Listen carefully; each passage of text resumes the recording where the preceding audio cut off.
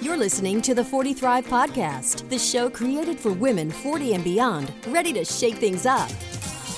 And now, your host, Jackie McDougall.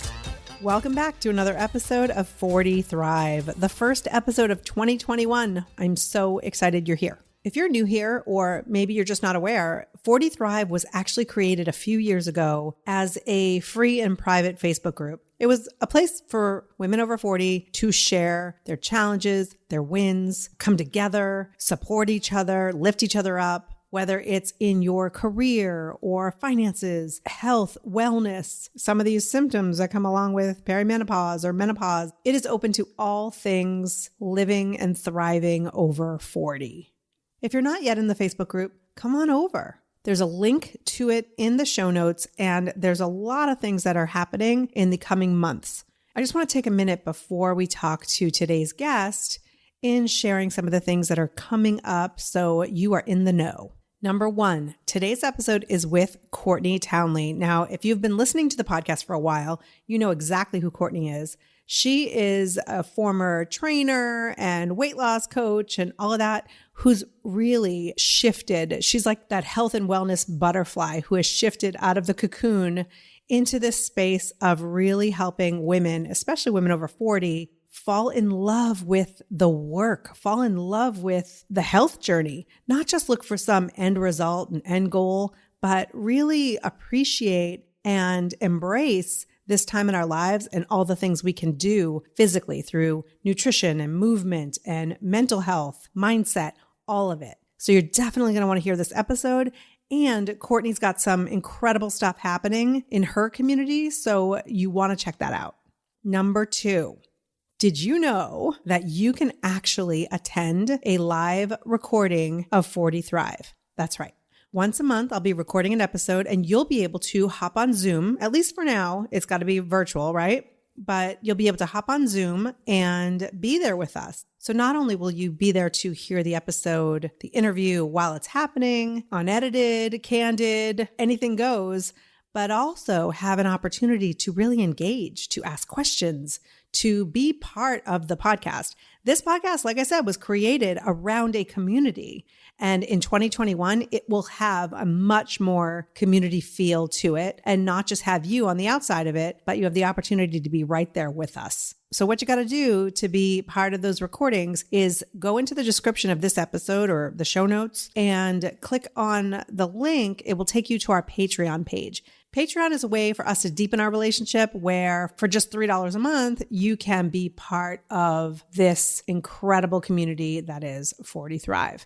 And just a little side note, for $10 a month, not only will you be part of the live recording, but you can also join us for a little happy hour once a month and really just talk about the things that are challenging us, the things that are in our way, really supporting each other in all areas of life over 40. So check that out. The link is in the show notes. And number three, if you've been with 40 Thrive a long time, you know that I had a signature program that I created back in, 2018 called The Reboot. It was a really powerful group coaching program that answered the question, what's next? Originally, I set out to make it this goal setting thing where we can accomplish all the things. And you know what? If you know what you want, it still is that. But one of the things I realized about the women in the community is they were asking themselves that question, what's next? And they really didn't know. It's hard to sign up for a goal setting program when you don't have a goal, right? And so I created this Reboot program to help you look back and see all you've accomplished and really acknowledge and honor everything you've been through. And then we sort of take stock in what's going on today, what life really looks like, and what is possible and reasonable for us to accomplish in this age, stage, time of the universe, all of it. And then we start to create some goals for you to move forward. So when I talk about goal setting, I'm not talking about necessarily running a marathon or building a business, although those are two awesome goals and you can get there through this program. But I'm talking about just really aligning what you're doing with what you say you want. We all say, oh, I want this, and then we don't necessarily take the actions to do it. The Reboot can help you with that. So here's the deal. Before the doors even open to this program, the 2021 version, which it will include experts and so much more, I am giving a spot away for free. That's right. I am posting in our free and private Facebook group the rules and how to enter, and you could win a free spot in this reboot group coaching that will be launching in the coming weeks. This is $1,000 value I'm talking about here. So head on over to 40 Thrive's free and private Facebook group and find out how to enter to win. Okay, so today's episode, Courtney Townley is amazeballs. That's all I have to say. She is so smart and so gifted in helping women really get honest with ourselves and move toward the best, healthiest version of ourselves possible. She has been instrumental in my journey, even from afar sometimes, because of all of her amazing work on the Grace and Grit podcast, as well as her membership site and all of the free events that she runs. Right now, Courtney is running her Healthiest Year Yet challenge. There's a link to it in the show notes. If you're listening to this the week of Monday, January 4th, it's still going on. But even if it's after that you catch this episode, she's got a membership site that's phenomenal. All of the incredible Courtney stuff is here in the show notes, no matter when you listen to this episode. I will definitely be joining her this year, following her tutelage, getting healthier and stronger and more flexible and all of the things. And so I invite you to join me in really making 2021 the best year ever. And yes, I mean it, the best year ever. Okay, here's my conversation with Courtney Townley. Courtney, welcome to 40 Thrive. Well, thank you, my friend. It's always so fun to be here. It is your fifth. I had to count them this morning. It is your fifth time. We're just hit our 2-year anniversary a couple of weeks ago, and here you are with your fifth appearance, or, you know. I am so honored. You win the ham or whatever it is that... Perfect. Whatever it is people win on the radio or on podcasts. So if you've ever listened to Courtney and myself, you know that we're not going to tell you how to drop 20 pounds in the next 24 hours or how to kill yourself in the gym. Although you and I talk extensively, Courtney, about weight training and all that stuff and how important it is. But we're going to talk about like really just taking control of your life through your wellness. And I think it's really important to celebrate those non-scale victories, as we call them, right? NSVs, and really just move into a life where movement and fueling your body and feeling good and paying attention to what you're doing and being mindful is just part of your life. This podcast will never be about how to drop all that weight, because if you don't address the reasons that you are where you are, then you're just going to gain it back or whatever. So I'm going to stop talking. You have this like brilliant thing that you're doing with your clients at the end of 2020 that you're going to share with us. So tell me a little bit about it. Yeah. So I run a membership community called Rumble and Rise. Mm-hmm. And I really call it an arena of self-leadership, because that is what I am an advocate for when it comes to health. I am an advocate for women learning how to lead themselves well in the health arena. Because let's face it, that is not what the diet and fitness industry is largely doing for women. It's teaching them how to follow a list of rules and regulations and a protocol set by somebody else. Right. And women might do well with that for a few days or a few weeks, but inevitably what happens is at some point they start rebelling against it because it's not necessarily self-directed. Yes. And I do what I call deep dive calls with this community once a month, where they have their journals in hand and we go deep into some questions to help them get very clear on the way they're thinking about their own health process. Okay. That sounds very scary. It's not, but it's not, because it's not like I'm looking over their shoulder to see what they're writing, but I do offer them the opportunity to share with the rest of the group some of the things that they are recognizing. Right. And I got to tell you, these are some of my favorite calls to be on, because the things that people share are so powerful. The insights they have about the way they're thinking about their health, or the reason they're not setting boundaries, or the reason they're riddled with so much self-doubt. It's something that so many women can relate to. So it really helps women to recognize that they're not alone, that this isn't their issue. It is a universal issue.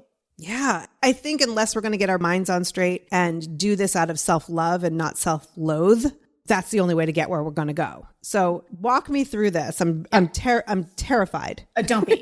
So let me tell you this to start, because you know this, but I think it's important for the audience to hear. Like, one of the big principles that permeates my work is that health is not a destination to reach. Yes. It is a relationship to be nurtured.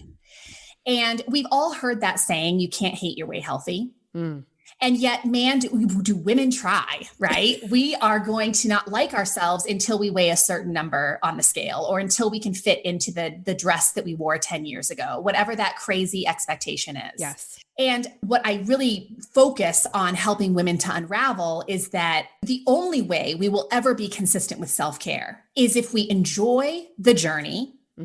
And we do it as an act of devotion to who we are and who we can become, rather than pursuing it from a space of feeling like we're broken and that we need to be fixed and that we're not going to be worthy unless we reach fill in the blank. Right. Right? Because once you reach that fill in the blank and you still don't feel worthy, what then? Exactly. And the thing that I always remind people of is that the energy that you use to create any kind of result is the energy that you will have to use to sustain the result. So if you hate your way healthy, if you go that route, guess what you get to keep doing? I've tried that route. It's not sustainable. And haven't we all, right? Yeah, I think everyone listening to this can probably identify that, okay, I've done the like self-loathing, the hating my way to whatever. Yep. And not only is it not fun, but what has it gotten me really? Because you know, nobody hangs out there for very long because it feels terrible. Right. So we end up reverting back to where we started and then starting the whole thing over and over and over again, which we all know is the definition of insanity. Right. Right? Expecting a different result. Totally. So if we stop looking at health through this very narrow lens of simply being a physical pursuit, and we also stop looking at health through this very narrow lens that I have to create a particular outcome in order to declare that I'm healthy, all of a sudden things start to expand. Right. And I'm a really big believer, by the way, that health is an exercise in expansion, not contraction. We have to expand our self-worth. We have to expand our self-trust, our self-confidence, all the things. And the only way that we can really do that is if we're willing to get really honest with ourselves about where the gaps are, how we're living our life misaligned from what we say we truly want. And I always call this integrity pain. Integrity pain is a very real kind of pain that all of us are familiar with. And it results from your actions not being in alignment with what you say it is you want for your life, the type of woman you ultimately want to be. Right. Right. So I want to feel amazing tomorrow, but I'm going to stay up and watch Netflix till 1:00 in the morning. Right. I want to be really good at communicating with my coworker tomorrow, but I decide to skip breakfast and, not manage my stress first thing in the morning. So how am I going to show up in that meeting? Right. Right. So integrity pains is just this deep knowing that I'm not really showing up in my life in a way that allows me to be the woman I want to be. Right. We like to match our food with how we're feeling. Right? Yeah. And so if you're feeling alive and vital and healthy and all of those things, then you probably most likely would reach for something that perpetuates that feeling, right? But when you feel like crap, or physically or mentally or emotionally, you reach for other stuff. Which comes first? The reaching for the right stuff or the feeling within? Honestly, I think it can go both ways. Yeah. I really do. I think oftentimes, our thinking is driving our behavior. So when you tell yourself you don't have time, when you tell yourself this is too hard, when you tell yourself you've never been athletic or whatever the thing is, you are going to behave in a way that proves you right. So you're not going to live in a healthy way per se. And I also would argue that oftentimes action precedes motivation. Always. Right? For me, always. Yes. Yeah. So a lot of times it does require just getting in the arena with the new behavior, cooking the healthy meal, whatever. And 5 minutes into the activity, you're like, oh, I'm actually enjoying myself now. But those first 5 minutes are not the most pleasant part. Yeah. I saw you do a post recently on that the first 5 minutes of anything, right? To me, it's like it's where the most resistance is. The first 5 minutes of a run, the first 5 minutes of getting up in the morning, the first 5 minutes of any activity is where you are going to really be standing face to face with resistance in the biggest way. Right. And if you can get past those first 5 minutes and just take action anyway, eventually you're going to find your groove. Right. Take action anyway. If you get nothing else from this episode, take action anyway. Yeah, just do it. Like we'll use the Nike motto, right? But we've upped the ante on it. So all this to say, I'm going to ask you some questions. And the reason I thought this would be fun, right, is because you have kind of made a big pivot in your own health journey this year, which I've kind of witnessed from afar. And I think a lot of your listeners have. So I'm going to ask you some of the questions that I asked my community recently. Okay. To kind of just review your year. Okay. Have some ahas about what shifted for you. Right. And if women enjoy this, your listeners enjoy this, and they want to take this to the next level, I would so encourage them to join the Healthiest Year Yet event that starts on January 4th. And Jackie has a link and all the good details to share with you. Of course I do. And that's a free event. Yeah, totally free. Yeah. Totally free online. We've removed all the barriers. It's just a very easy yes. And it's going to be amazing because as much as I have, a big history in the fitness and wellness industry, I approach fitness, health and wellness in a very different way through a very different lens. Absolutely. And the lens is we prioritize mental health above all else. Mental health is always the most important thing. And I see so many women sacrificing their mental health in pursuit of physical health. And is that even health? Right. I would argue no. And, I have found as we get closer to 50, we being I, that I have no tolerance for drop all this weight challenges and gyms that run by intimidation and strict restriction. My year was not about weight loss. And so if you think that Courtney and I are about to get into some conversation about how I dropped 50 pounds, that is not the case at all, at all. I don't want to say I went out of my way not to lose weight because that would be weird. Yeah. But I went out of my way to handle other things within myself that ultimately will probably lead to some weight loss, but more so to self-love. I was tired of, frankly, hating my body, and my body has been through so much. If you've listened to any of the episodes with surgeries, and I've been treating it like it's betrayed me and that it's not good enough. And that was not working for me. In fact, my body has saved me. It's carried me. It's brought me so many experiences. And I decided it wasn't this 2020 is the year for this, but each and every day, slowly, I started to make small changes to just love who I am right now in this moment and not when it reaches a goal that may or may not be attainable. And so that was what I was looking for. I just want to throw that out for people. Yeah. Because if you're waiting to hear this crazy, amazing weight loss story, that's not what this is. But I think it is actually kind of crazy amazing. So let's move forward. Yeah. And think about it. We take such better care of the things that we have gratitude for and that we respect. And that's what I hear that shift has been for you. Yes. Is why don't I just take care of my body because that's what it deserves? Yeah. Instead of having an expectation for my body. And if it doesn't meet that expectation, I'm just going to continue to judge it and berate it. Absolutely. I don't know about you, but I like to come up with a word for the year, even though for 2020, my word was connection. And then all that, everything went to shit. That's pretty funny. I should be very careful with what my word is. But my word for 2021 is curiosity. Love it. And if you come from a place of curiosity within yourself and about all things, you would be amazed at how much more forgiving and kind you are to yourself. Yeah. And I always remind my own students that you cannot be curious and judgmental at the same time. It's one or the other. So when you come from an attitude of curiosity, judgment just has to move aside. Yep. Yes. Awesome. All right, let's do this. All right. So we're going to rapid fire. And these are just questions you have not heard. Okay. And you're just going to tell it like it is. No. And just so my listeners know, you actually offered to tell me the questions in advance, and she said no. I don't play that. Yeah, I love it. I think that's so great. Okay. So first question. How are you currently defining health? Oh, that's a great question. How am I currently defining health? I think taking care of my body, mind, body, and spirit on a consistent basis. Love it. Is that okay? Yeah. There's no right answer here. That's great. Okay. So the second question is keeping that definition top of mind. On a scale from 1 to 10, how would you rate your health at the end of 2020? Oh, I'm going to go with a 7. A 7. I think there's a lot of room for improvement. I think when I'm not necessarily working out or running, which is the fact that I just said running is so weird to me that I'm actually running. I don't necessarily think I'm moving enough and I think I'm overeating still. Okay. I'm just going to be perfectly honest. I'm eating better, but I'm still overeating. So I'll go with a 7. Okay. So what do you think is the best decision that you made regarding your health this year and why? I went to a doctor who tested me for food intolerances.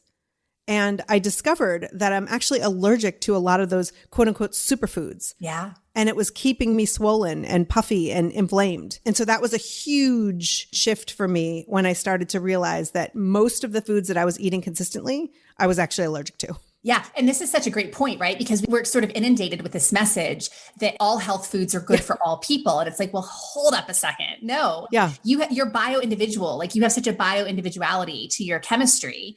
And I think it's really such a powerful thing to know what works for that chemistry and what doesn't. Right. So I'm allergic to kale. I'm allergic to turmeric. I'm allergic to all of these things that I am like, oh, I have to have more of that. And I've been literally like inflaming my body through some of these foods that are supposed to be really good for me. Yeah. And chronic inflammation, we well know at this point, is the precursor to most disease. Right. So what a wonderful thing for you to know and what an awesome thing to do for your health. Yeah. Okay. So for all the ways that you showed up this year to honor your health, what are you most proud of?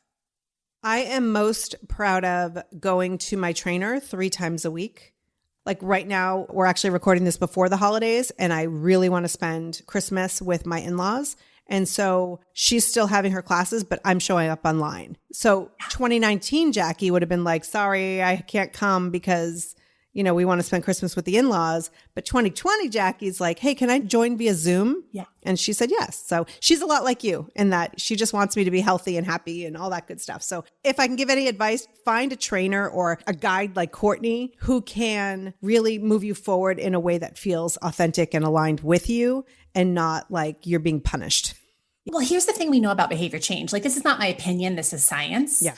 That if something is not self-directed or self-chosen and it feels like a have to and not a want to, you will not sustain it. Right. So if you are working with anybody or doing any kind of methodology that makes you feel like you have to do it, it's a problem. Yeah. Yeah. So you kind of answered this next question, but I'm going to ask it anyway. Okay. You said that the thing you were most proud of is showing up with your trainer 3 times a week. Mm-hmm. And the thing that I always want to know is, how did you make that happen? Like, what were the winning strategies? I heard this a long time ago, but if it's a must, it will happen. So it wasn't optional. You just decided. Yeah. And she has a sign up sheet because of COVID and all that stuff too. There are only X amount of people who can sign up. Sure. I couldn't take somebody else's spot and then not show up. Like that would feel terrible to me. Mm-hmm. So by signing up for the month, that kept me accountable. I love it. You know, jokingly, you have to work with your brokenness. So if I'm so worried about taking somebody else's spot, I better sign up for all of those spots, because 2019 Jackie would have just signed up the night before. And so that way I wouldn't be taking anyone else's spot. Not really committed. Yeah. Like I said, I would register for the entire month. Monday, Wednesday, Friday, it was just a given. I would be there. Sometimes it was over Zoom. Sometimes we all spread out and some people wear masks and all that good stuff. So yeah, I think really just putting it on the calendar. It's like going to work or having a meeting. You don't just wake up and go, oh, I don't feel like going to that meeting today. Like sometimes you might actually feel that way, but you don't cancel it. Yes. Yeah. So I love this because you have such a high level of awareness about how you operate best. Yes. And then you made some decisions around your self-care that included that. Yes. Right? Like, I know that if I have a trainer to meet and I'm taking someone else's spot, or I'm taking up just one of so many spots, I'm going to show up because that's who I am. Right. What a great thing. So you chose strategies that were totally in alignment with who you are as a person. Right. Which allowed you to show up. Yeah. Okay, so tell me this, because there are days that you don't want to go. I have no doubt. Oh my God, yes. Because that's just the way that the health journey works. There's things that they sound like a great idea the night before. And then the day of, it's like, oh, do I have to do this? Mm-hmm. So what do you think some of your winning thoughts were? Because thoughts drive emotions and emotions drive behavior. So what are some of the thoughts you had about your commitment that helped you to consistently show up?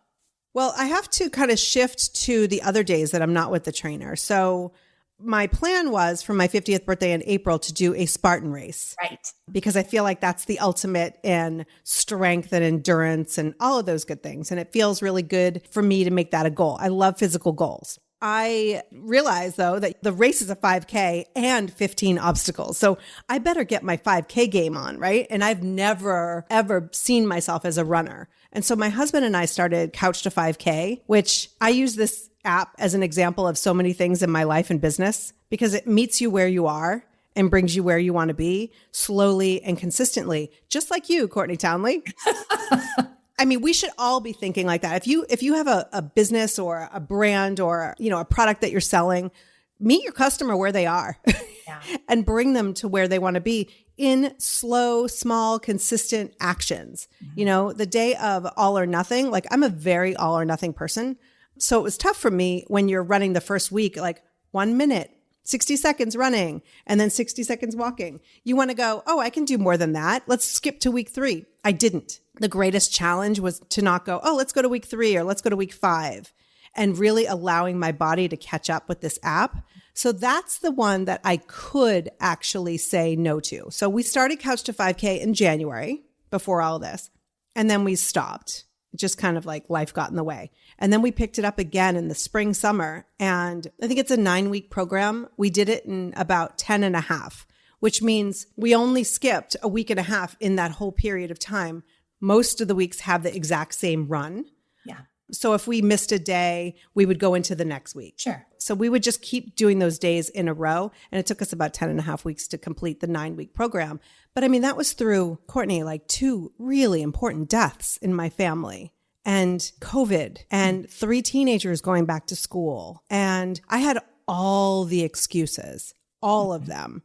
And I found I liked myself better at the end of a run. Because you were in integrity with yourself. Yeah. Right? Like you were showing up for something that was important to you. Yeah. I do this with my clients in podcasting and in 40 Thrive, but the why was so important for me. Like why I was doing this. Number one, it's the baseline for the Spartan race. So if I can't run a 5K, I'm never going to finish this race. Mm-hmm. But it was more about reminding myself how I feel at the end. And I'm not talking about physically. That's a bonus too, but I was doing it with my husband, who is also not a runner or historically has seen himself not as a runner. And so it was something we set out to do together. It was a physical challenge. It was so easy at times to not do it, but we also kept each other accountable. Yeah. So I hear 3 thoughts underneath this, and I'm sure there's even more, but 3 of your winning thoughts that allowed you to actually show up day after day to do this. Number 1, it's a baseline for the Spartan. Right? That's something that you have out in your future. Yes. So just knowing it's a baseline for the Spartan is a thought that helped to motivate you. Yes. Another one is, I like who I am when I run. Mm-hmm. Like what a powerful thought. Because when you like who you are doing something, you're so much more likely to show up. Right. And the third thought that I think was probably really motivating for you is I've heard you say a couple times, like, I'm not a runner. My husband's not a runner. But there's a part of you that I think is practicing a new thought that I'm becoming a runner. Yes. And you thinking that I'm becoming a runner by giving myself permission to start small and go slow, it allows you to keep showing up. So I think those are 3 like winning thoughts underneath your consistency. You're absolutely right. And I think it was probably about week 6 when we had to run for, a considerable amount of time before you take a break that I started going, maybe I am a runner. Yeah. It doesn't mean I'm going to be like Usain Bolt over here. Like I'm not, Yeah. Jackie Joyner Kersey, but I'm a runner given my abilities. I think many of us have bought into some bogus story we've been telling ourselves for the first 40, 50 years. Yeah. Yeah. That I think this is the perfect time to shed those stories. Pay attention. If you're listening to this, pay attention to when you say, I'm not a whatever, or I am whatever it is, right? Because there's a good chance that it's not really true. So a lot of people listening have probably heard of James Clear. He wrote the book Atomic Habits. Yes. It's a great book if somebody's looking for some, a good read on behavior change. But he says, habit change is identity change. It's not changing what you do. It's changing who you are. One of the examples that he uses in his book is it's one thing to say, I'm going to do the Spartan. Mm-hmm. It's another thing to say, I'm becoming an athletic woman. Right. Because if you're becoming an athletic woman, you're probably going to do something like the Spartan potentially. Right. Right. Or I'm going to read a book versus I'm becoming a reader. Becoming a reader just implies you're going to read a lot of books. Right. Right. So who are you becoming next year? That's something that I'm really going to challenge women to think about in this event, the healthiest. I love that. Yes. That's a great challenge. And also for me, I got to do little tricks like buy the gear. I bought my little hat with the Spartan logo on it and I bought myself a shirt. And so when I wear that, I feel like I should even show up in my workouts differently. Yeah, you play the part. Yeah. Right? I'm like, I'm an athlete, you know? You're going to do the FloJo pants next with like one leg cut out. You never know. 2021, you just don't know. I would love to see that. Okay, this is where it gets really fun. What do you think is the worst decision that you made regarding your health this past year? That's a great question. I think spending so much time on the couch, like funny that I worked in TV, but I was never a huge TV watcher like every night. I think there's probably an indentation on my couch at this point. Yeah. There could be other ways to connect as a family and as a couple other than sitting on a couch and staring at a screen. And I'm not saying that there's anything wrong with it. You want to do a Schitt's Creek binge. Like I've done all of the seasons 3 times, which is ridiculous, but good. It's so good. But I think I could have made, maybe not every night ended up that way. Yeah. Okay. What do you think at the end of 2020 still feels really misaligned about your health story? I heard you say like, sometimes I still overeat, like maybe that's a part of it, but there could be something bigger than that too. I don't know. No, I think overeating is definitely something, you know, being one of 13 kids. Yeah. We always had enough food, but I don't know. I feel like there are probably some like finish what you have. I still have that mentality of like, you better eat all of this, like as if it's going to go away, or like, oh, today's the last day I'm going to overeat because tomorrow I'm going to be like perfect at it. You know, I still have some mind shifts to happen.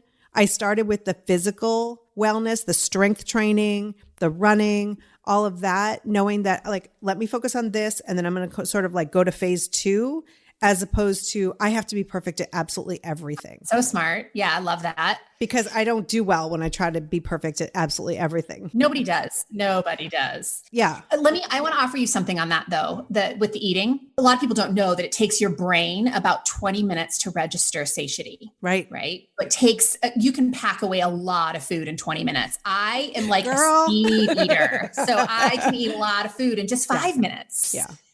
So if you eat a whole meal in 5 minutes, I would not challenge you to start like timing 20 minutes because that's going to feel like a whole day. It's going to feel too long. But if you just have a little timer or you just watch the clock when you sit down to eat and you extend it to 10 minutes, which means you're going to have to put your fork down. Right. It means you're going to have to chew your food really well. Like you're going to have to look for ways to slow down the eating process. It is a practice. It will be wildly uncomfortable. Right. And you're doing it right. Mm-hmm. But that alone, I have seen game change the way that people are in relationship with food. Right. Because it's not the type of food necessarily. Like I've really committed to not eating things that make me feel inflamed. So, you know, I eat cleaner. I enjoy eating healthy. Yeah. It's definitely just the amount of food. Yeah. So I'll try that. Slow it down. Because again, if you give your body and brain more of a chance to catch up, you will find over time that you're satiated with less food. Right. My husband is like, takes 3 bites and he's like, I'm full. And it just makes me want to bitch slap him. My husband's the opposite. My husband smells every bite of food. And there's a lot of research that shows that people who smell their food also eat less. Really? Because they're experiencing the food in all the ways. And when we eat really fast, we don't taste it. We don't smell it. Nothing. Right. Like we're missing the whole experience of it. Right. So like date your food, like be with it, enjoy the heck out of it and go slow. Okay. But that might be like a next small step. I don't know, something to think about. Yeah, absolutely. Okay. Where do you specifically feel unorganized and messy with your self-care here at the end of 2020? Oh, this is a good one. I think like a lot of people, it's hard to have some structure, right? When you're home, I work from home. I now share an office with my husband who works from home. My kids do school from home. You're a better woman than I. I don't know if I could share an office with my husband, but I get the homeschooling thing. Yeah. So it's a little crazy. I think having some boundaries, it's tough to establish those boundaries when you also want to be there for the people you love. Yep. You know, and so I think just sort of having a little bit of organization in my schedule will organize my self-care as well. Totally. Always does. Yeah. Yeah. Because once you see where the gaps are or where you want to do better, the next rational step is to organize and to plan, because a lot of people forget that habits are reactions. That's what habits are. They're your brain's way of conserving energy and doing something without thinking. Mm-hmm. Now that's beautiful if you're trying to conserve time and energy and your habits are working for you, but it's a recipe for disaster when we're living in constant reaction mode and we actually want to create change for our life. Right.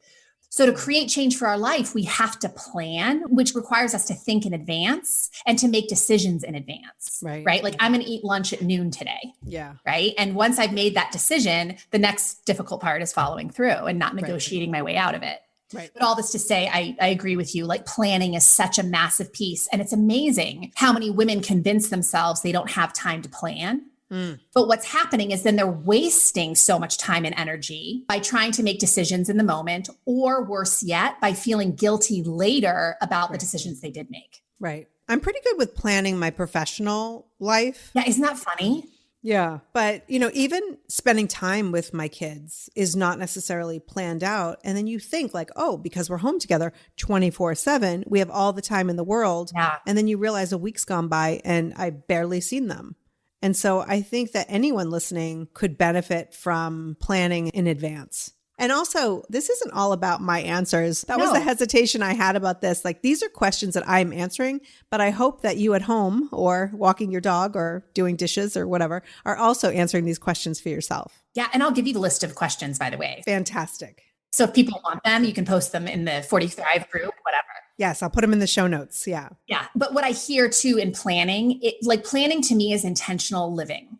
It means that I know that my time and energy are limited resources. And so I am going to plan to make sure I'm making the most of them. Right.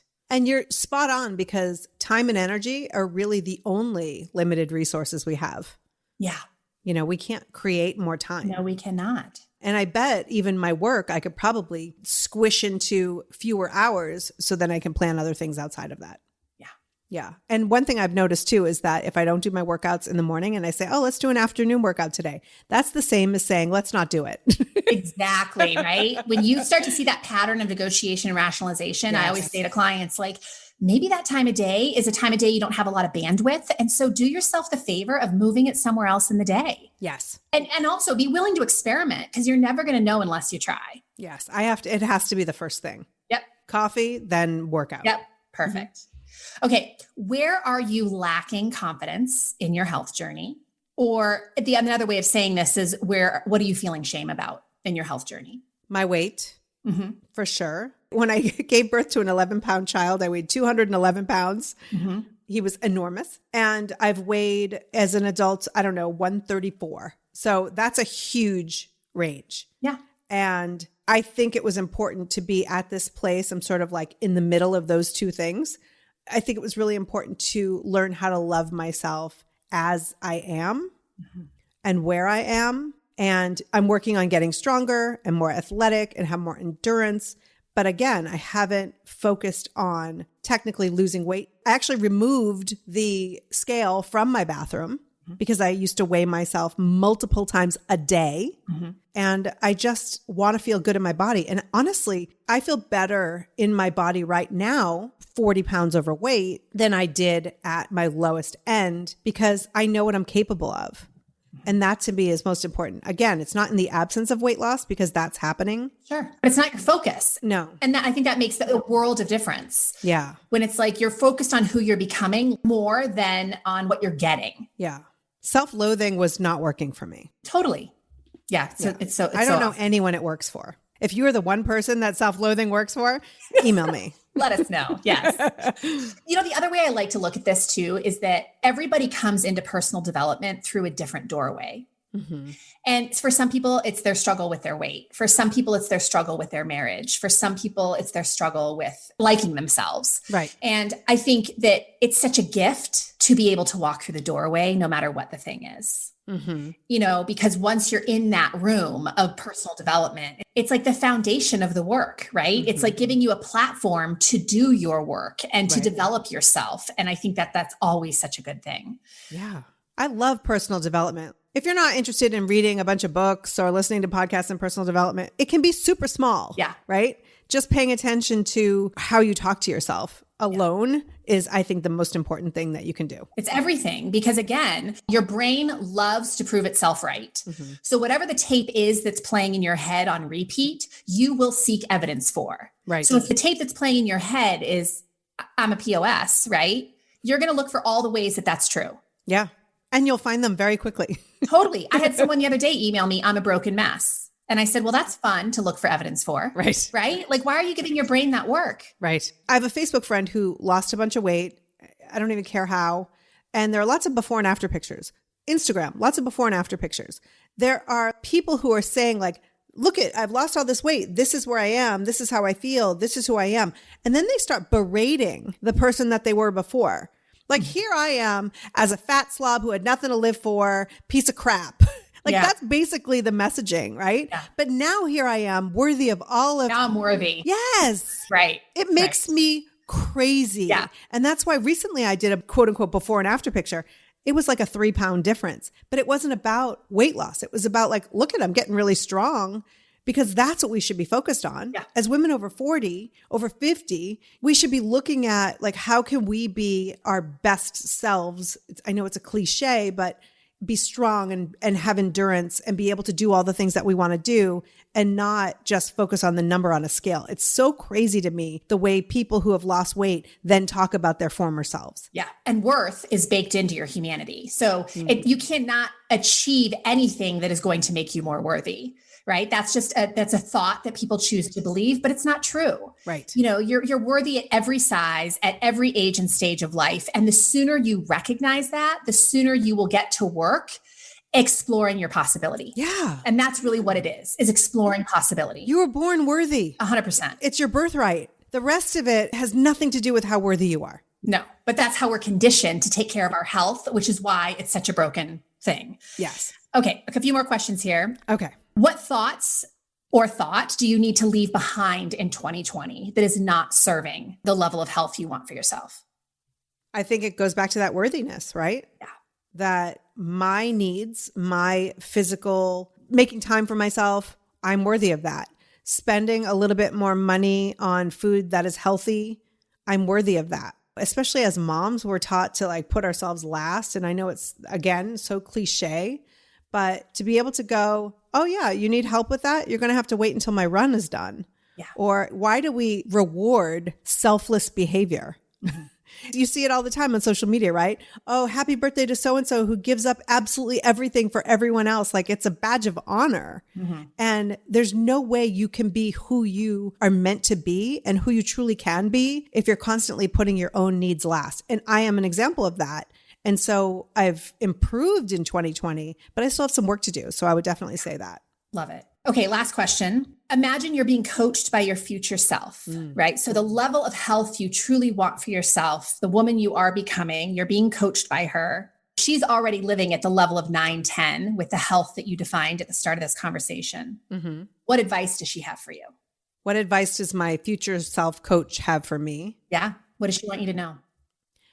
This is where you'll be, but it's not going to make you more worthy of love and success in business and connection and all of the things that you want.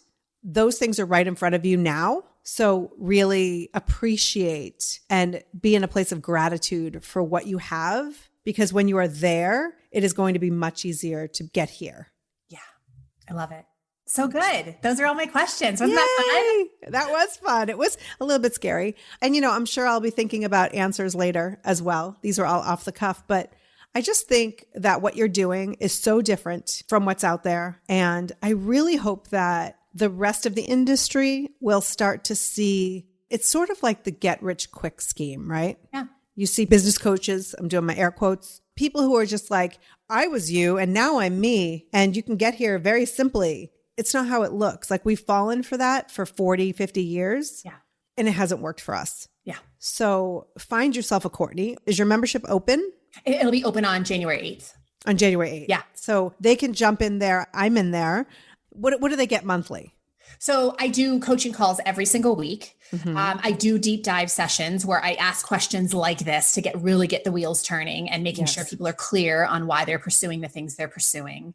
Even though I'm very much a health and wellness coach, I would say the large majority of my work is hugely rooted in mindset because it's everything. Yes. The way that women are thinking about their health is everything. I was coaching a client the other day who wanted to do a consult, and we were talking and trying to get to the root of really what she wanted to improve. And the bottom line is she loves her life. She loves who she is, but she wasn't giving herself permission to own that because we're taught that we should always be aspiring for more, right? We're never enough. There's always something else. Yes.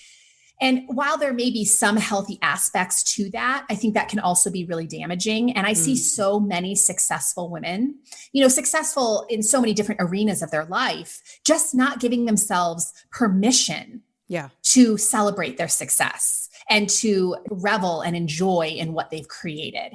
And that's just a damn shame. Yeah. Because they've worked so hard for what they've created. And for a woman to tell me that she likes herself and yet not give herself full permission to like herself is just crazy to me. Right. But I do see a lot more conversations around being less outcome focused and more focused on what you're doing today that's going to help you live as a more vibrant and fulfilled human. Yeah. And that's what it's about. But again, back to where we started this whole conversation, it's really about self-leadership. It's really about being self-directed and ditching this idea that I can only be healthy if somebody else is writing me a list of rules and regulations to follow, because we know that doesn't work. The failure rate of the diet industry is proof of that. And they count on that. Of course they do. They actually count on that because then you'll spend more money on more programs. Yep, 100%. Yeah. But what would it be like if we actually taught women how to self-trust and have self-confidence and how to live authentic lives? I guarantee health would be a byproduct of that. Yeah.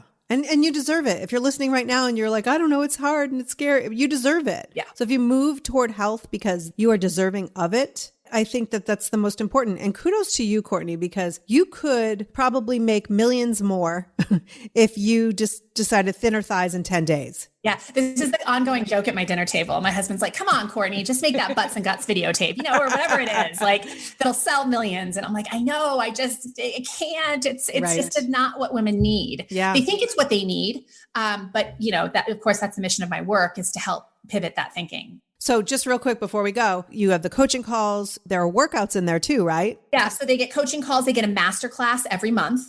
I basically, if anyone's ever here has ever listened to the Grace and Grit podcast, we have a private podcast for the Rumble and Rise members, which is all the audio files within that membership. Awesome. I do monthly meditations. So I call them mindset resets, but they're basically on all the things that we talk about to help pivot the mind. There are a lot of workout resources. There's a lot of kitchen and nutrition resources.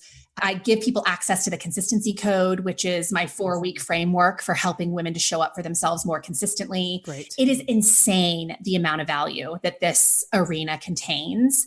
And it's $59 a month. Like it's awesome. It's crazy how cheap it is. But that was intentional because we really want this to help as many women as possible. Right. And just kind of help rescue women from the sea of misinformation that they're drowning in around health and wellness. Yeah, I think it's so important, especially right now. Like people aren't necessarily going to their gyms. And it's really hard if you're someone who is used to accountability from another person that you see physically to then sort of keep themselves accountable. So it's really an ideal time even for people because things are not changing drastically for quite a while.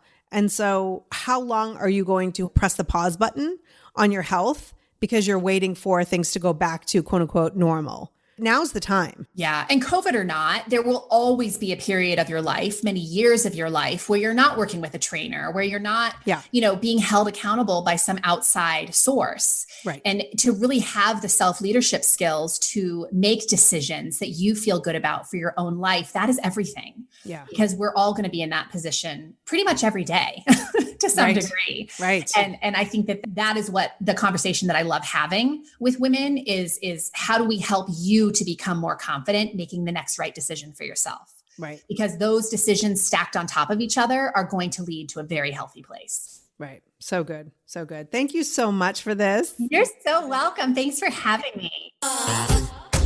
Thank you so much for listening. It has been possible to do this show for 2 years because of 2 things. Number 1, you subscribe. Thank you. When you subscribe to the podcast, you never have to search for it again. You will get every episode. You'll get an alert. You can choose your favorite podcast app. It can be on your iPhone. It can be on your Android. It can be on your tablet. It can be on your home speaker.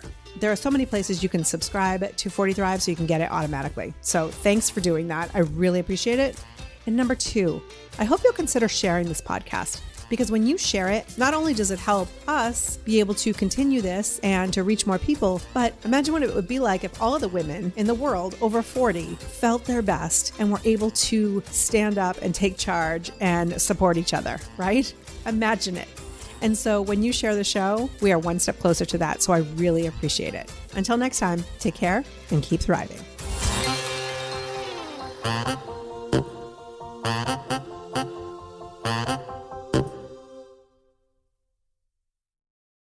Spring has sprung, and with the change of seasons, sometimes comes an increase in vitality. If you're feeling in the mood for a little more personal time, may I suggest Coconut. Coconut is all about providing clean and natural ingredients when you're enjoying your most intimate moments, with or without a partner. Naturally safe products developed by people who are obsessed with quality. Get 15% off with promo code GROWNASS at grownasswoman.guide/Coconut. That's 15% off with promo code GROWNASS at grownasswoman.guide/Coconut.